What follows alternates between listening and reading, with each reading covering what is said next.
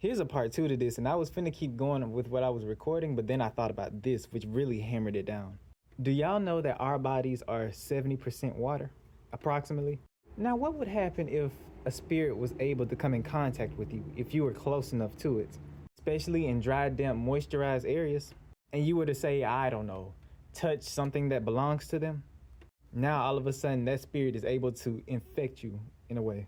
Now you're starting to see and hear things that you couldn't see and hear before. You want to know why?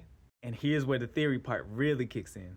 While everything in part one is highly theoretical, if a spiritual being is able to intercept your entire body via your nervous system and your water, it really wouldn't need that much power to make you see things that you shouldn't.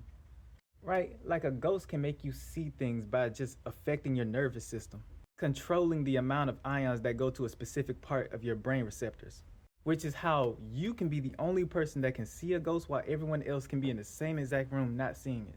Because that ghost is basically affecting your body from the inside. And what's so scary is the fact that that's highly possible, especially if you take into consideration how everything is electrical.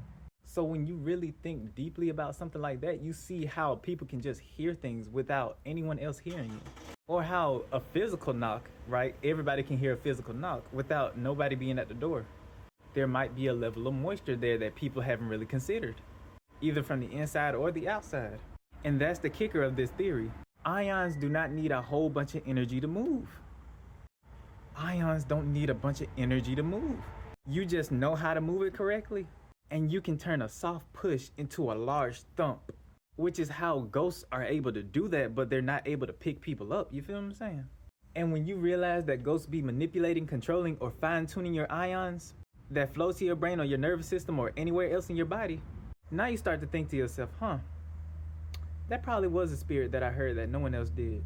And that's the scary part. The scary part is you wouldn't even know until it's too late. Matter of fact, scratch that. You would get a feeling before you even think about going in there. So to sum up part 1 and 2, and I might do a part 3 to this, ghosts are not only able to affect the internal but also the external as well, via ionic flow/movement, via ion kinetics. 222. Ionic kinetics. We're finna talk about that in part 3.